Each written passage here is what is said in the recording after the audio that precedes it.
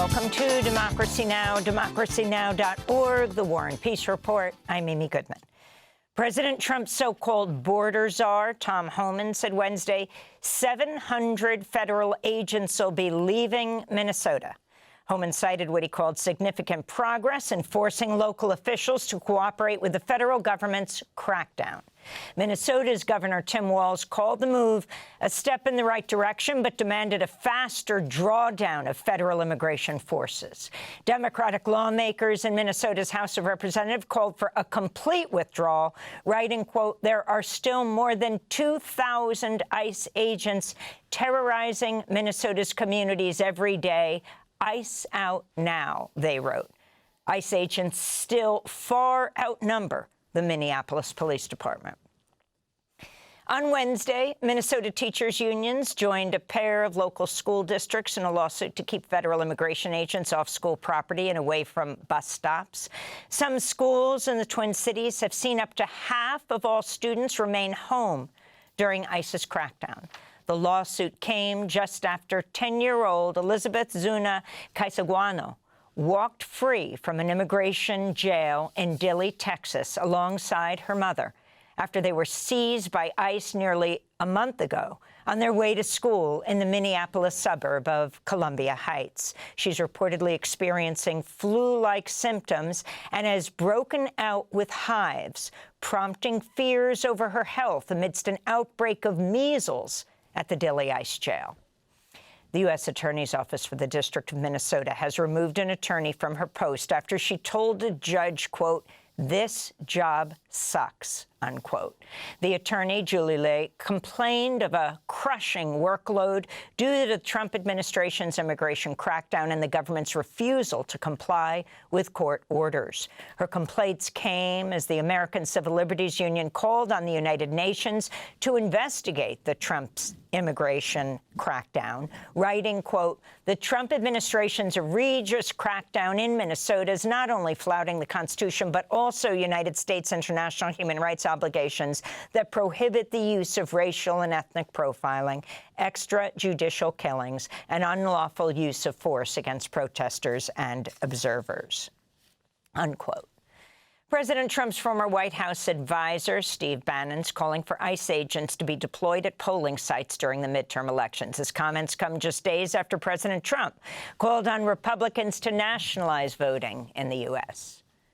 And you're damn right. We're going to have ICE surround the polls come November. We're not going to sit here and allow you to steal the country again. And you can whine and cry and throw your toys out of the pram all you want, but we will never again allow an election to be stolen. In response to former Trump advisor Steve Bannon's comments, Democratic Senator Ed Markey said, quote, "This is a red alert moment. We have to start working to protect polling places from Trump's paramilitary ICE goons before it's too late," unquote.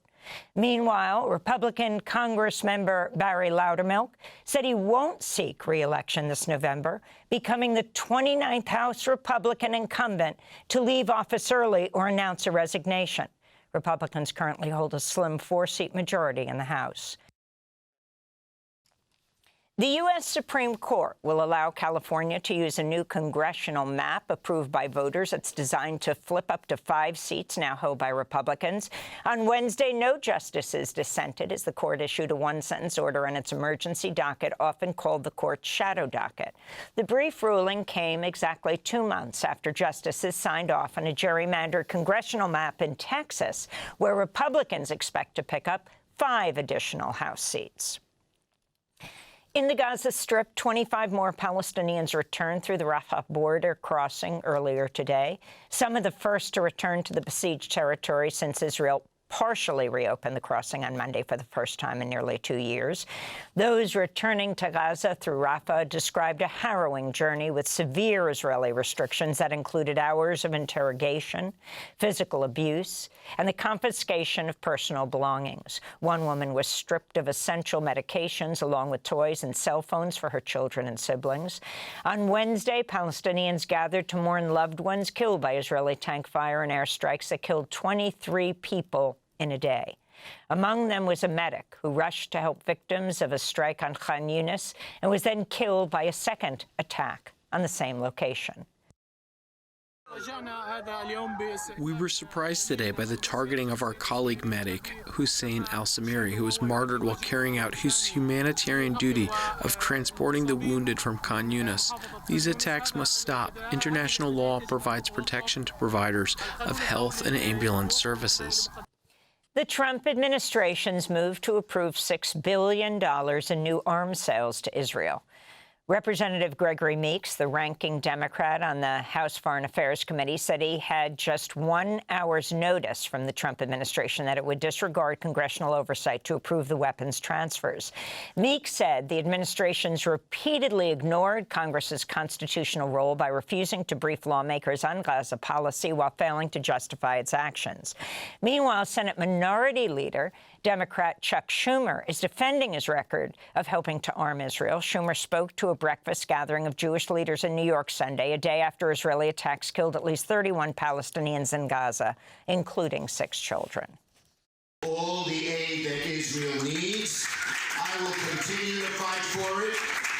And we delivered more security assistance to Israel, our ally, under my leadership than ever before.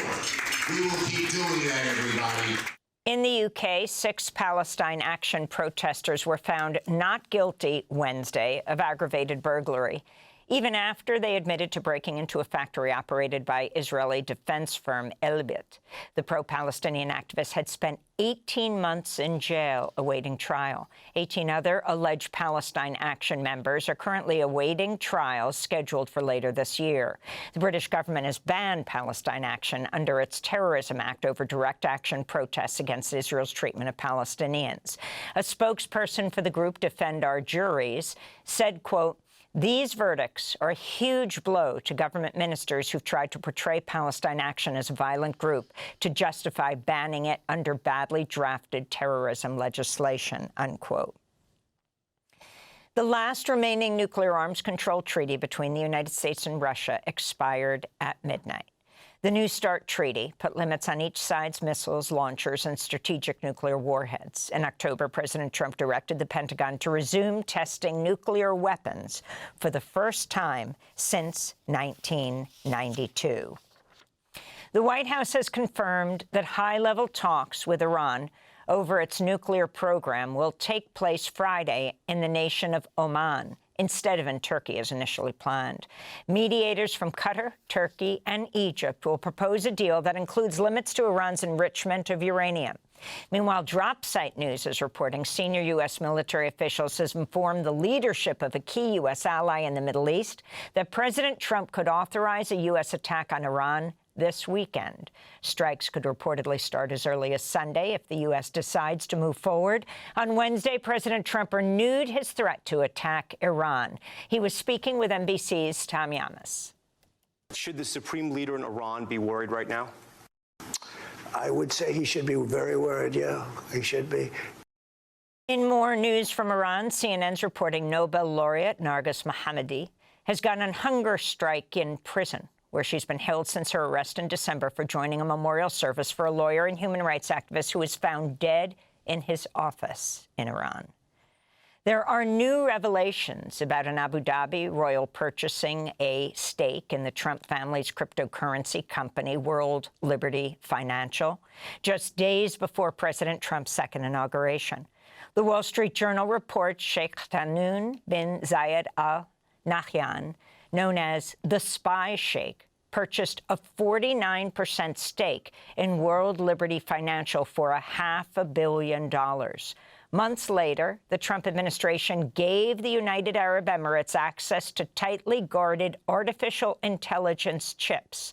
As part of the deal, $31 million was funneled into entities affiliated with the family of Steve Witkoff, the U.S. envoy to the Middle East, who's also a co-founder of World Liberty Financial. His son, Zach Witkoff, is currently the CEO of World Liberty Financial.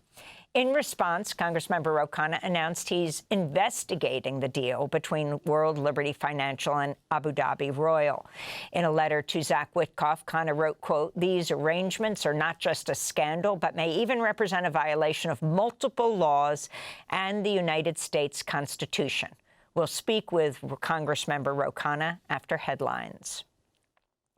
The Washington Post laid off more than 300 journalists, almost a third of all of its employees, dismantling its sports, local news, and international coverage. The Washington Post Newspaper Guild said in a statement, quote, "In just the last 3 years, the Post workforce has shrunk by roughly 400 people. Continuing to eliminate workers only stands to weaken the newspaper, drive away readers, and undercut the Post's mission to hold power to account without fear or favor and provide critical information for communities across the region, country, and world," unquote. A reporter dedicated to covering Amazon was among the staffers laid off. The Washington Post is owned by Jeff Bezos, the founder of Amazon. The company recently spent $40 million to purchase the rights to a film about First Lady Melania Trump, then spent an additional $35 million to promote it, making the documentary the most expensive in history. And a new report by Human Rights Watch says almost 3/4 of the world's population is currently living under autocracy. The report warned the United States, China, and Russia are, quote, led by leaders who share open disdain for norms and, quote, wield considerable economic, military, and diplomatic power, unquote. In reference to the U.S., the report said, quote, Trump's second administration has been marked from the start by blatant disregard for human rights and egregious violation. This is Philippe Balopian, the executive director of Human Rights Watch. Undermining the trust in elections, the sanctity of elections, going after the judiciary and judges, going after journalists, going after political opponents, going after universities, going after, big law firms, going after civil society foundations that are, quick to be labeled, domestic terrorists. And so we see a sort of very hostile environment in the U.S. and a very rapid decline of the quality of democracy in this country. And those are some of the headlines. This is Democracy Now!, democracynow.org, The War and Peace Report. I'm Amy Goodman. And I'm Narmeen Sheikh. Welcome to our listeners and viewers across the country and around the world. Thanks for watching Democracy Now! On YouTube. Subscribe to the channel and turn on notifications to make sure you never miss a video. And for more of our audience-supported journalism, go to democracynow.org, where you can download our news app, sign up for our newsletter, subscribe to the daily podcast, and so much more.